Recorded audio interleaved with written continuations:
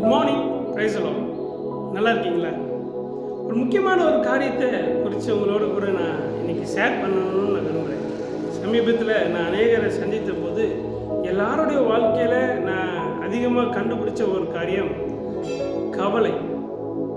கவலை எல்லாருக்கும் வர்றது உண்மைதான்.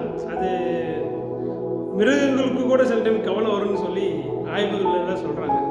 ஆனால் நான் சொல்கிற கவலை இந்த சாதாரண கவலை இல்லை, கற்பனை கவலை. இந்த கற்பனை கவலை தான் ரொம்ப ரொம்ப மோசமானது. இந்த கற்பனை கவலையை கொண்டு வருகிறது சாத்தான் தான். இது நீங்கள் நல்லா புரிஞ்சுக்கணும். நிறைய நேரம் தேவையில்லாத ஒரு காரியத்தை குறித்து யாருக்கோ நடந்த காரியம் எனக்கும் நடந்துருமோ என்கிற ஒரு பயத்தின் அடிப்படையில் வருகிற கற்பனை கவலை. பாருங்க, யாரோ ரோட்டில் போனவங்க ஆக்சிடென்ட் ஆகி இறந்துட்டாங்க.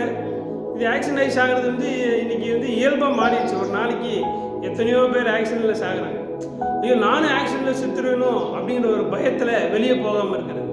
அந்த குடும்பத்தில் ஒரு பிரச்சனை, அதே மாதிரி பிரச்சனை என் குடும்பத்துலேயும் வந்துடுமோ, அந்த வீட்டில் அந்த அக்கா இப்படி ஒரு காரியம் சொன்னாங்க அவங்க கணவனை குறித்து, என் குடும்பத்துலேயும் என் கணவன் வாழ்க்கையில் இப்படி நடந்துருமோ, என் மனைவி வாழ்க்கையில் இப்படி நடந்துருமோ, என் பிள்ளைங்க வாழ்க்கையில் இப்படி நடந்துருமோ. எங்க எதுவுமே நடக்கலைங்க. நடக்கிறதுக்கு முன்னாடி எதுக்குங்க கவலைப்படுறீங்க?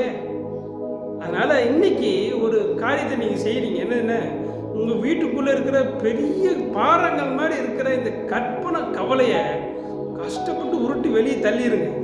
ஏன்னா இந்த கவலை கொஞ்சம் கொஞ்சமாக பெருசாகி நீங்கள் எதை கவலைப்பட்டீங்களோ அது உண்மையாக நடக்கிற மாதிரி மாறி. அதனால் எதை குறித்து கவலைப்படாதீங்க. விசேஷமாக கற்பனை கவலையே ஒரு முற்றுப்புள்ளி வைங்க. கர்த்தர் உங்களை ஆசீர்வதிப்பார்.